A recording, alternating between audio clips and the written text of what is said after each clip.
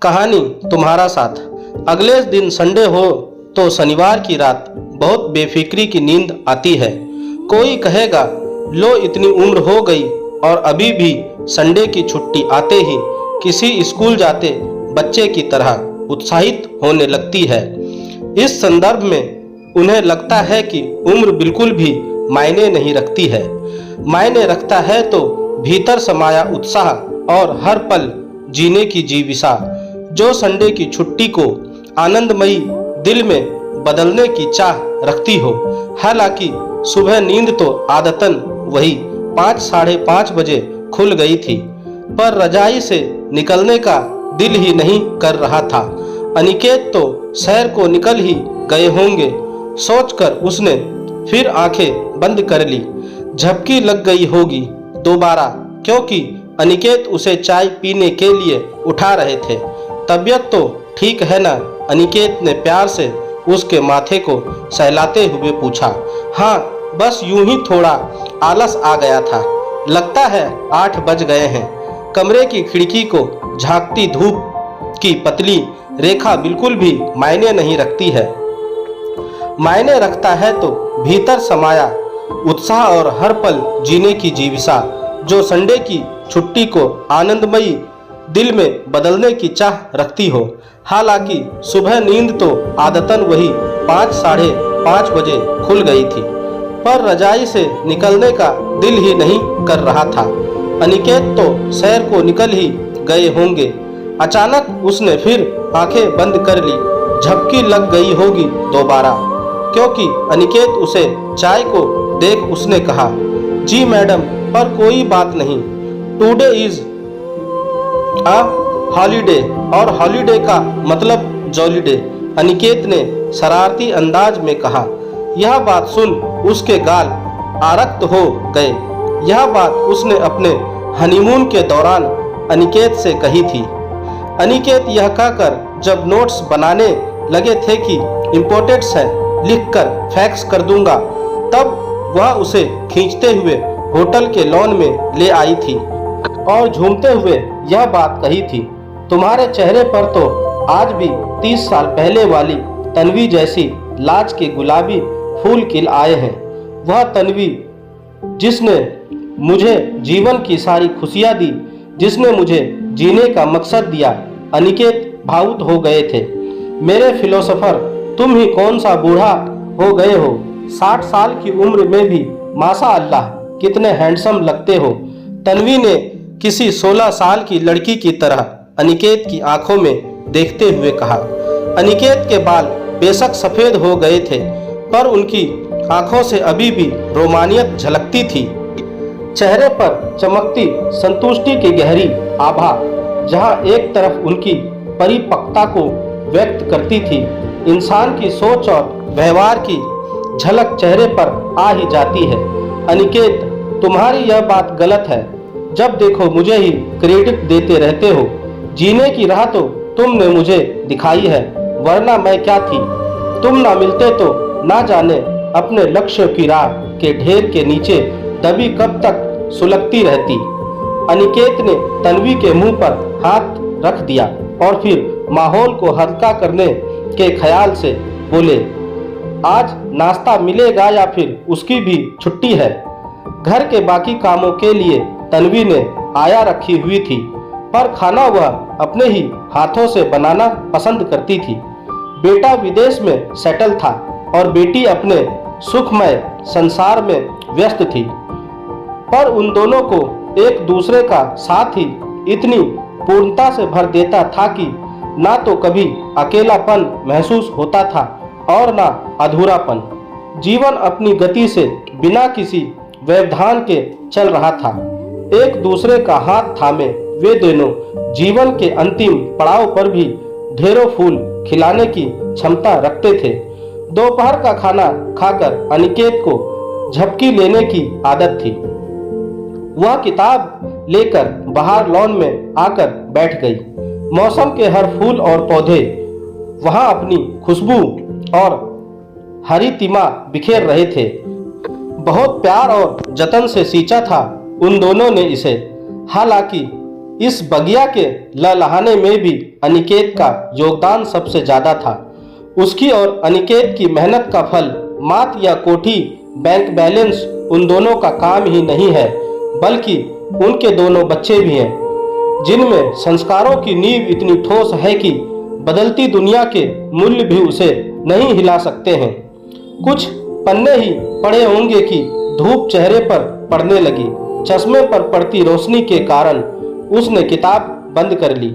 सर्दियों में यूं लॉन में महकते वातावरण में खिली धूप में बैठकर पढ़ना उसके लिए किसी पैशन से कम नहीं था। फिर बिना शॉल के बैठी हो। बाहर आते अनिकेत के हाथ में शॉल थी। हर समय तुम्हें मेरी ही चिंता रहती है ना? तन्वी की आंखों में नमी तैर गई। ना जाने पिछले जन्म में कौन से किए पुण्यों का प्रताप हो तुम। अगर मेरी जिंदगी में ना आए होते तो मैं तो कब की इस दुनिया की भीड़ में खो गई होती। तुम ना होती तो मेरा वजूद भी कभी एक चट्टान की तरह मजबूत नहीं हो पाता। अब छोड़ो भी इन बातों को। सच तो यह है कि हम दोनों बने ही एक दूसरे के लिए हैं। इसलिए भीड़ में भी तुम मुझे मिल गई और अपने प्यार व समर्पण से मेरी जिंदगी को सही दिशा दे दी। वरना क्या भटकन मेरी जिंदगी में नहीं थी। खैर, गर्म गर्म चाय और पकोड़े हो जाए, लेकिन बनाकर मैं ही लाऊंगा। अनिकेत के अंदर आज भी वैसा ही जोश था जैसे वर्षों पहले हुआ करता था। उत्साह, ऊर्जा और कुछ कर दिखाने का जज्बा होने के बावजूद उनके घर वालों से उन्हें कोई सहयोग नहीं मिला था। वे तो चाहते थे कि उनका बेटा फटाफट पढ़ लिख कर किसी सरकारी नौकरी पर लग जाए, ताकि उसके साथ साथ सबका भविष्य भी सुरक्षित हो जाए। उनकी नज़रों में उसके बेटे होने का अर्थ था केवल ऐसा कमाऊ पूत जिसका फर्ज था परिवार की खुशियों के बारे में सोचना, चाहे उसके लिए उसे अपने सपनों का पंख ही क्यों ना कतरने पड़े। अनिकेत को अपनी जिम्मेदारियों का एहसास था, पर वह इंजीनियर बनना चाहता था। आर्थिक स्थिति ठीक नहीं थी, पर उसे यकीन था कि अगर उसे पढ़ने दिया जाए तो वह अवश्य ही स्कॉलरशिप पा लेगा। उदास खिन्न मन अपने जीवन से निराश हो वह उस दिन भटक रहा था जब उसकी मुलाकात तन्वी से हुई थी। एक छोटे से शहर की तंग गलियों से मम्मी पापा की मर्जी के बिना जब उसने दिल्ली के रेलवे स्टेशन पर कदम रखा था, तो वह नहीं जानती थी कि उसके जैसी लड़की इस बड़े शहर में बिना किसी सहायता के कैसे अपनी महत्वाकांक्षाओं को पूरा कर पाएगी। बीए की डिग्री और आत्मविश्वास के साथ डर की छोर थामे जब वह धीरे धीरे डग भरते हुए स्टेशन से बाहर निकली थी, तो पल भर को उसे लगा था कि उसने शायद गलत फैसला ले लिया था, पर वापस लौटने का तो सवाल ही नहीं उठता था। आखिर कितने विश्वास से वह यह कहकर घर से निकली थी कि कुछ बनकर ही वापस लौटेगी।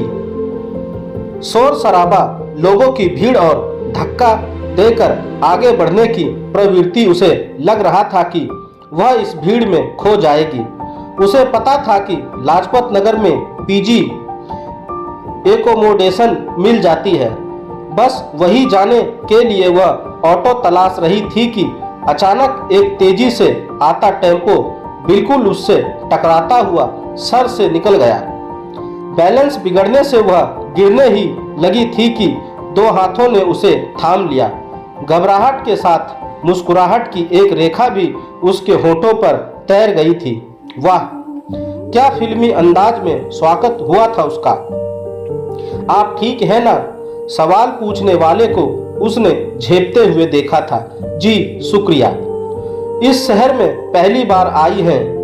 किसी अपरिचित का यूं बात करना उसे अच्छा नहीं लगा, पर फिर भी उसकी आंखों में कुछ ऐसा था जो उसके मन को कह रहा था कि उस पर विश्वास किया जा सकता है, या शायद उसका मन उसे ललचा रहा था कि मदद लेने में हर्ज ही क्या है। रात घिरने लगी थी और वाहनों की तेज रोशनी से उसे उलझन होने लगी थी। ऐसे में रास्ता कैसे ढूंढेगी वह। मुझे लाजपत नगर जाना है, यहाँ से कितनी दूर होगा। मैं आपको यही राय दूंगा कि अगर आप प्रीपेड ऑटो ले लें, वरना परेशानी हो सकती है। तन्वी को कुछ समझ नहीं आया था। प्रीपेड ऑटो जैसी कोई चीज होती है वह नहीं जानती थी। फिर उसी ने सब कुछ अरेंज किया। वह बैठने ही लगी थी कि ना जाने कैसे पूछ बैठी, आप कहाँ जाएंगे? चाहे तो साथ चल सकते हैं। तन्वी आज तक समझ नहीं पाई कि उस जैसी लड़की को उस समय यह पूछने की आखिर डर क्यों नहीं लगा था। क्या नियति का उसमें कुछ हाथ था? मैं कहीं नहीं जाना चाहता, मैं बस अकेला रहना चाहता हूँ। दुविधा और परेशानी के भाव उसके चेहरे पर देख तन्वी पल भर को यह सोचकर चुप हो गई कि बड़े शहरों में लोग एक दूसरे से मतलब रखना पसंद नहीं करते हैं। पर फिर उसे लगा कि यह तो उसी की तरह दिशाहीन लग रहा है। फिर उनकी राहें कैसे अलग हो सकती है। अपनी अपनी महत्वाकांक्षाओं को पूरा करने की चाह ने उन्हें कब और कैसे एक दूसरे से जोड़ दिया है, इस बात का अंदाजा उन्हें तब कहाँ हुआ था। उस रात वह ऑटो का सफर शायद इस बात का इशारा था कि उन दोनों की जिंदगी बदलने वाली है। जब दोनों लोगों के दुख, परेशानियां और सपने एक जैसे होते हैं तो अपनत्व की कोपले उनके बीच फूट ही जाती है और धीरे धीरे वह कोपले जब पेड़ बन पत्तों और फूलों से भरने लगती है तो विश्वास की छाव उनके चारों ओर फैल जाती है। मदद करने का जज्बा जो उस दिन उसके बीच पनपा था वह उनकी सोच के एक होते ही और मजबूत होता गया। तन्वी ने अनिकेत की मदद से पहले एमए और फिर पीएचडी की, क्योंकि वह अध्यापक के क्षेत्र में जाना चाहती थी। तन्वी के कहने पर अनिकेत ने अपने घर वालों को इंजीनियरिंग की पढ़ाई के लिए राजी कर लिया। पढ़ाई के साथ साथ दोनों छोटी मोटी नौकरियां भी करते रहे। जब भी दोनों में से एक हिम्मत हारने लगता, दूसरा अपना आश्वासन भरा हाथ उसके कंधे पर रख देता। दोस्ती की ठोस जमीन पर पैर रखते हुए वे आगे बढ़ते चले गए। फिर एक दिन ऐसा भी आया कि दोनों ने अपनी मंजिलें पा ली। तन्वी को एक कॉलेज में लेक्चरर की नौकरी मिल गई और अनिकेत को एक बड़ी कंपनी में बढ़िया नौकरी। अब एक दिन कनॉट प्लेस में घूमते घूमते अचानक अनिकेत ने उससे पूछा, क्या? उसने हैरानी भरी नजरों से उसे देखा था। सपने तो पूरे हो गए, अब आगे क्या सोचा है? क्या सोचना है? बस यही समझ नहीं आता कि जो तुमने मेरे लिए किया है उसका कर्ज कैसे चुका पाऊंगी। यह तो बहुत आसान है, मुझसे शादी कर लो। अनिकेत ने जिस लहजा से यह बात कही थी उतनी सहजता से तन्वी इसे स्वीकार नहीं कर पा रही थी। वक्त ने हमें बहुत अच्छा दोस्त बनने का मौका दिया है। अब इस रिश्ते को किसी बंधन में बांधा तो दरार आते भी देर नहीं लगेगी। आज तुम मेरी जिस सफलता पर गुमान करते हो ना, पति बनते ही वह तुम्हारे ईगो को हट करने लगेगी। हो सकता है मेरा काम करना या मेरी आज़ादी ही तुम्हारी आंख की किरकिरी बन चुभने लगे। मैं तो अब अपनी मम्मी पापा की मदद करने लायक हुई हूँ और तुम भी। ऐसे में हम किस तरह अपनी जिम्मेदारियां निभा पाएंगे? रेस्टोरेंट में बर्गर खाते हुए अनिकेत ने बहुत ही संदिग्धि से कहा, मुझे इतना ही समझ पाई हो, लंबे समय तक हर संघर्ष को झेलने की हिम्मत तुमने ही मुझे दी। तुमने कदम कदम पर मेरा साथ दिया है और तुम क्या मुझे इस लायक भी नहीं समझ सकती कि सारी जिम्मेदारी तुम्हारे साथ चलते हुए मिलकर जिम्मेदारियों को हम बांट सकते हैं। कभी अपने मन को टटोला होता तो तुम जान पाती कि तुम मुझसे प्यार करने लगी हो। I love you Tanvi. मैं किसी का कोई दबाव नहीं डालूंगा, ना ही कस्में खाऊंगा कि मैं तुम्हारी तरक्की की राह पर बाधा नहीं बनूंगा। दोस्तों, आपको मेरी यह कहानी कैसी लगी आप मुझे मेरे कमेंट्स बॉक्स में आकर मुझे बता सकते हैं। और अगर आप मेरे चैनल पर नए हैं तो मेरे चैनल को सब्सक्राइब करें और बेल आइकन का बटन भी दबा दें। और आपको कैसी कहानियाँ पसंद है वह भी मुझे कमेंट्स में बता सकते हैं। बस चाहता हूँ कि तुम अपने आप से यह सवाल करो कि तुम किस हद तक मुझ पर विश्वास कर सकती हो। अगले हफ्ते ही दोनों ने शादी कर ली। कामयाबी की जिस राह पर तन्वी ने कदम रखे थे उसकी एक एक सीढ़ी पार कर वह कॉलेज की प्रिंसिपल बन गई और अनिकेत ने अपनी एक कंपनी खोल ली। अपनी बंद मुट्ठी में कैद कर वह जिस सपनों को लेकर एक अनजान शहर में आई थी वह तो पूरे हुए ही, साथ ही अनिकेत के साथ ने उसके जीवन में हर रंग भर दिए। हर तरह की चुनौती का सामना करना आसान ना होता अगर अनिकेत एक चट्टान की तरह उसके साथ ना खड़ा होता। फिर पुरानी बातों को याद करने लगी हो क्या? चाय की ट्रे रखते हुए अनिकेत ने कहा। ना जाने कैसे उसके मन की सारी बातें वह पढ़ लेता था। अच्छा ही है ना, जितना याद करती हूँ उतना ही तुम्हारे प्रति प्यार और आदर बढ़ता जाता है। कहते कहते शर्मा गई तन्वी। शाम को मालती जब तन्वी से मिलने आई तो वह अनिकेत के लिए जूस तैयार कर रही थी। उन्हीं के कॉलेज में नई नई लेक्चरर बनकर आई थी। 1 महीने पहले ही शादी हुई थी, पर चेहरे पर ना आभा थी ना खुशी। पास में ही रहती थी इसलिए अक्सर उनसे मिलने चली आया करती थी। एक स्नेह का सेतु उसके बीच उग आया था। मैडम, आपसे एक बात पूछ सकती हूँ? बेझिझक पूछो। इस उम्र में भी आपके और सर के बीच जो प्यार है ना, उसे देखकर बहुत आश्चर्य होता है। सर आप पर जान छिड़कते हैं और आप भी उन पर इस तरह निर्भर रहती हैं मानो आपका अपना कोई अस्तित्व ही नहीं है। इस तरह आपको अपनी इंडिविजुअलिटी ना होने या अपना अलग वजूद ना होने का ख्याल ने परेशान नहीं किया? मुझे तो लगता है कि पति पत्नी के बीच की लड़ाई का मुख्य कारण अपनी एक पहचान बनाने का मसला ही है। जब हम दोनों ने एक दूसरे के प्रति पूर्ण समर्पण कर दिया तो फिर हमारा वजूद दूसरे से अलग कैसे हो सकता है? 2 लोग जब अलग अलग होते हैं तो उनकी पहचान भी अलग अलग होती है, पर रिश्ते में बनते ही सब एक हो जाता है। इसे कहते हैं फुल सरेंडर। सरेंडर कर दिया, फिर ना तो अहम टकराते हैं ना ही प्यार की शाखाओं पर कोमल पत्तियों की जगह कैक्टस उगते हैं। तुम भी सक्षम हो। इसका ढिंढोरा पीटने की क्या आवश्यकता है? तुम्हारा साथी साथ रहते रहते खुद ही इस बात को जान जाएगा। उस पर विश्वास करो और बन जाओ उसके वजूद का हिस्सा। फिर देखो कैसे तुम्हारे अपने वजूद में निखार आता है। अरे भाई तन्वी, कहाँ हो तुम? बहुत देर हो गई तुम्हें देखे।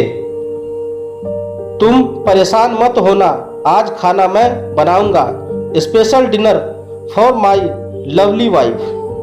मालती को देख अनिकेत पल भर तो शक पकाए, फिर खिलखिलाकर हंस पड़े।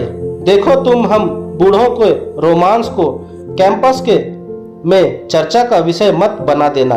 उन दोनों के चेहरे पर छाए प्यार और विश्वास के संबल को अपने मुट्ठी में बांध जब मालती वहां से निकली तो उसके मन के भीतर अनगिनत दिए टिमटिमा रहे थे, मानो अंतर्मन के कोने कोने में छिपे सारे संयंत्र तिरोहित हो गए हों। दोस्तों, आपको मेरी यह कहानी कैसी लगी, आप मुझे मेरे कमेंट्स बॉक्स में जाकर बता सकते हैं। और अगर आप मेरे चैनल पर नए हैं तो मेरे चैनल को सब्सक्राइब जरूर करें और बेल आइकन का बटन भी दबा दें। अगर आपको और भी ऐसी ही लव स्टोरी, सैड स्टोरी सुनने का मन है या पढ़ने का मन है तो आप मुझे मेरे कमेंट्स बॉक्स में मुझे लिख सकते हैं। धन्यवाद दोस्तों, मेरी कहानी को पूरा सुनने और पढ़ने के लिए।